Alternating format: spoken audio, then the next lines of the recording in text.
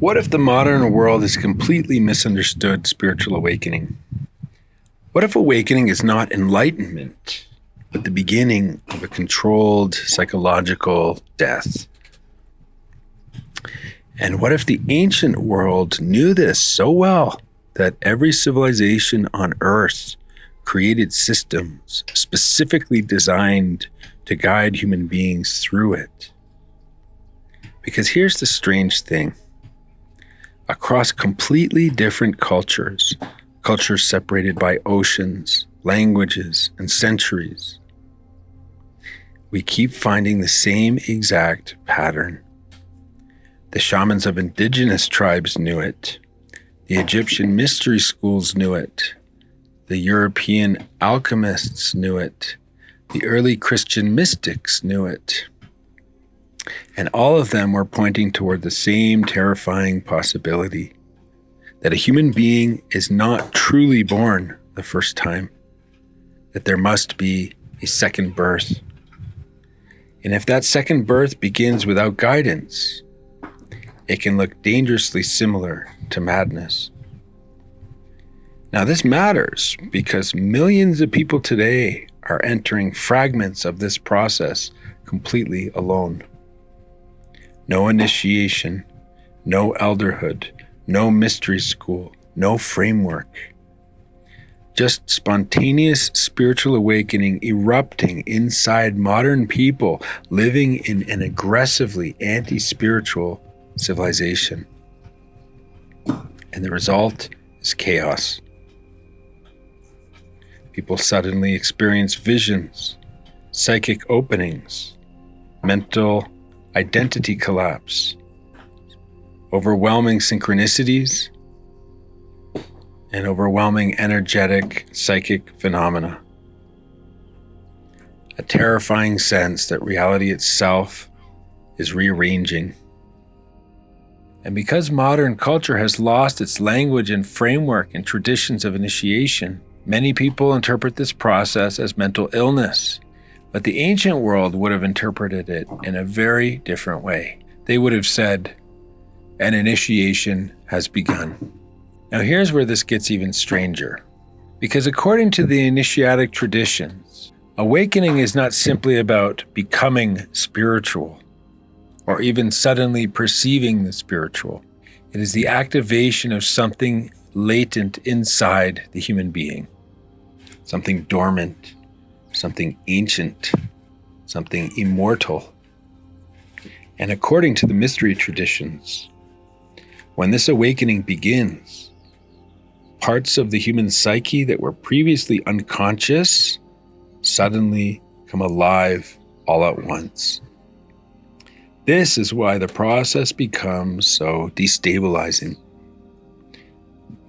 Because buried inside the unconscious are not only your wounds, but your karma, your unresolved history, your suffering, your trauma, your unfinished evolution.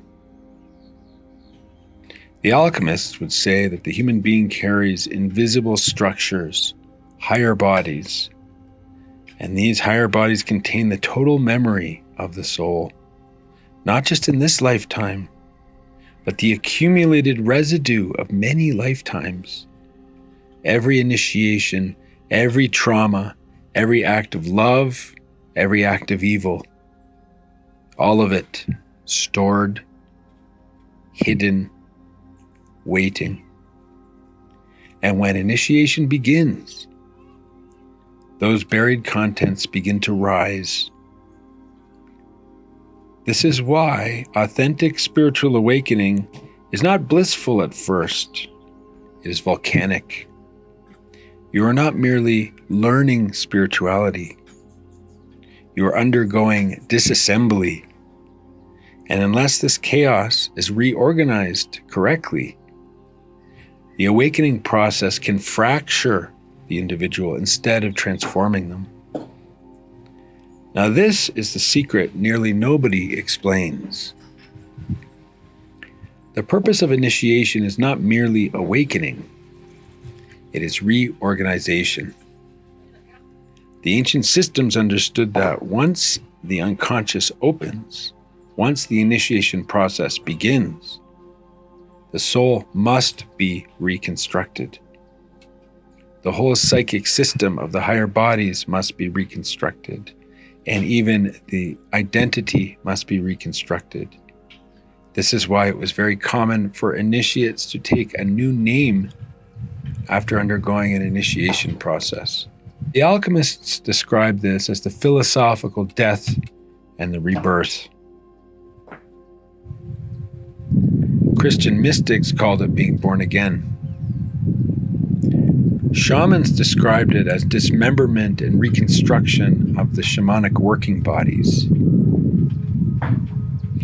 Different language, same process. But here is the real mystery. Encoded in this initiatic process is the discovery of your higher purpose itself. Your deeper purpose is not something you can figure out with your mind. It's not something you invent intellectually or sit there thinking about long enough and suddenly realize it. According to the initiatic traditions, your higher purpose unfolds organically through the transformation of your karma. Your trauma gets transformed into the medicine. Your wounds become transformed into your vocation. The chaos that you are dealing with gets transformed into a pure and clear sense of destiny. This is why suffering so often precedes awakening. Now, at this point, you may ask, if this process is universal, then where are the mystery schools today? Where are the elders? Where is the lineage? Because for most of human history, initiation was never supposed to happen alone. And this is where the crisis of Western civilization enters into the story. Because every authentic initiatic system grows organically out of a civilization. An Amazonian shamanic initiation naturally grows out of the Amazon.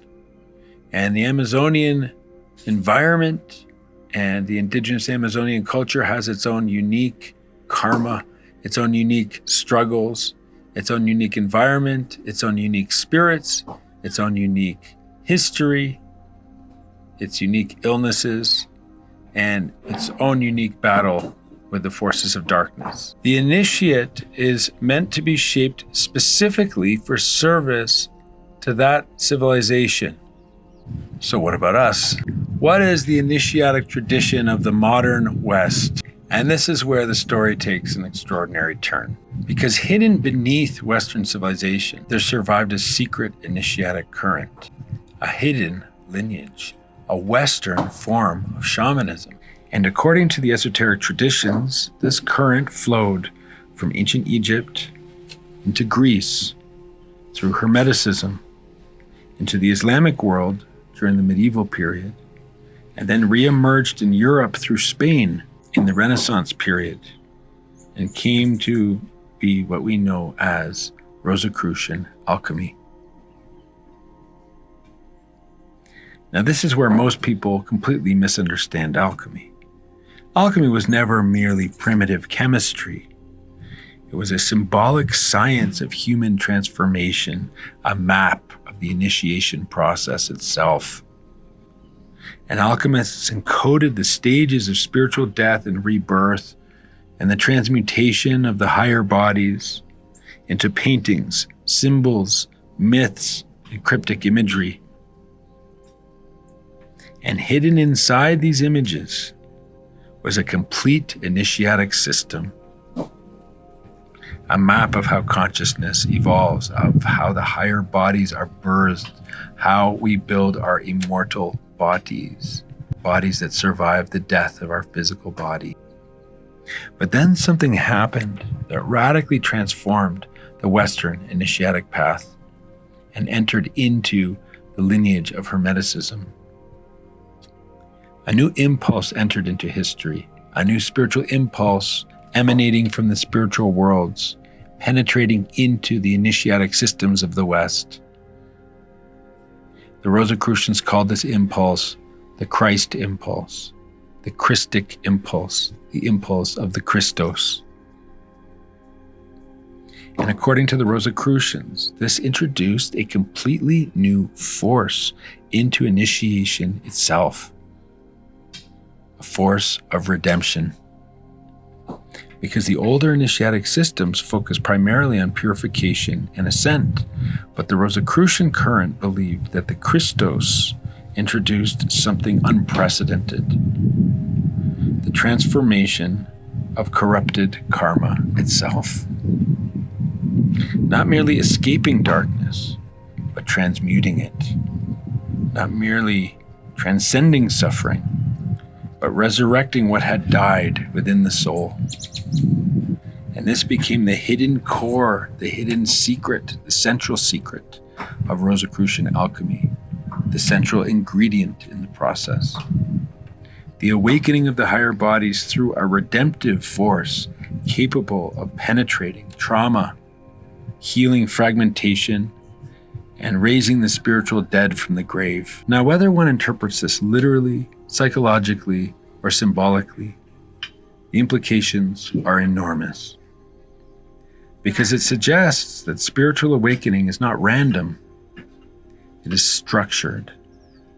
And if that structure is misunderstood, people can become lost inside the process. And the process can be a miscarriage, because the initiation process is giving birth to the divine child within you. And if this process is not carried out correctly, it can lead to an initiatic miscarriage, which is exactly what we see happening now. Millions of people are awakening, yes, but without the structure of an initiation rite, seeking transcendence, but without a map, opening powerful psychic and spiritual forces, but without elderhood. And ancient traditions would have considered this dangerous, because self-initiation was never meant to replace elderhood and tradition. Never. Every initiatic civilization understood this. Transformation of this nature requires guidance, requires structure, requires transmission. And perhaps this is the real crisis of the modern West.